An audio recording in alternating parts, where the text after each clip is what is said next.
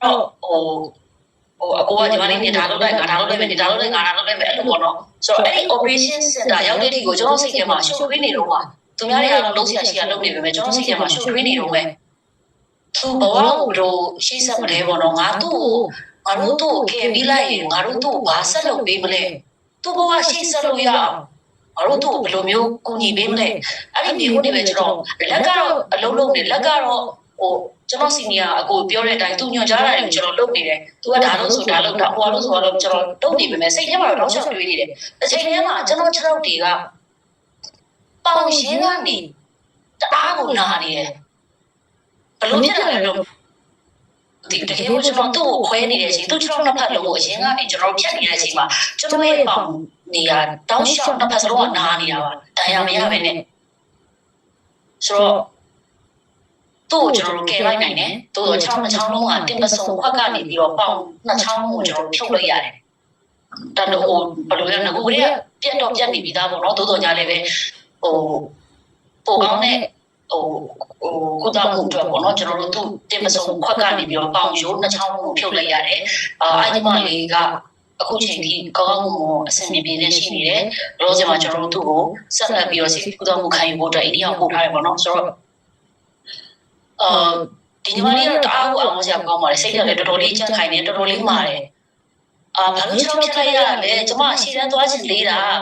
အဲ့လိုမျိုးပဲသူတော့ရှော့ပြောနေတယ်ခွဲနေတယ်ခွဲစိတ်နေတဲ့အချိန်မှာရောခွဲစိတ်ပြီးတော့တဲ့အချိန်မှာကျမရှည်တန်းသွားချင်သေးတယ်ရှည်တန်းလိုက်ချင်သေးတယ်ဒီလိုတော့ရှော့ပြောနေခဲ့တာပေါ့နော်ဆိုတော့ဒီနေ့ကဒါကို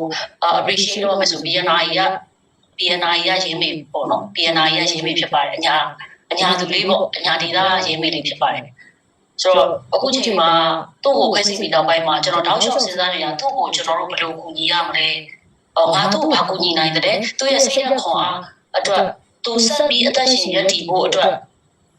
သူစိတ်ဓာတ်ချသွားဖို့အတွက်ငါတို့ဘာတွေလုပ်ရမလဲပေါ့နော်သူတို့အဖွဲ့ကလူကြီးနဲ့လည်းကျွန်တော်ဆွေးနွေးပြပါတယ်ဒီလိုလေးလုပ်ပေးကြရင်ကောင်းမလားဒီလိုလုပ်ပေးကြရင်ကောင်းမလားပေါ့နော်နောက်ကျွန်တော် psychiatric ဆရာဝန်ပေါ့နော်ဒီစိတ်ရောဂါနဲ့ပတ်သက်တဲ့ဆရာဝန်ပေါ့သူ့နောက်ပိုင်းမှာ motivation တွေပေးနိုင်ဖို့အတွက်လည်းကျွန်တော်နည်းနည်းကြီးစက်ထားရပေါ့နော်ဆိုတော့ဒီအကြောင်းတွေကိုပြောပြရခြင်းဒီအောင်မြင်မှုတစ်ခုရဖို့အတွက်ကျွန်တော်တို့ဘက်ကဘယ်လောက်တောင်းခြင်းရလဲဆိုတော့ကျွန်တော်ပြောပြရပါလွယ်လွယ်ကူကူနဲ့ရခဲ့ရတော့မဟုတ်ဘူးမြို့သိတဲ့ဘက်ဆိုပြည်သူတွေကပြောလာလို့တိုက်ပွဲလို့ပြောပေါ့နော်နည်းနည်းလေးအဲ့မရှင်နေမှာဆိုရင်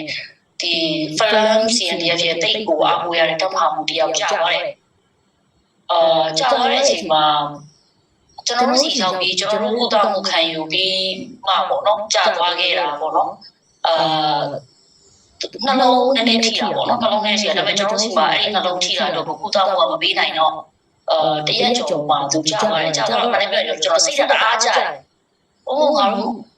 ့မလုပ်ပေးနိုင်ဘူးငါတို့မကယ်ပေးနိုင်ဘူးငါကိုသာ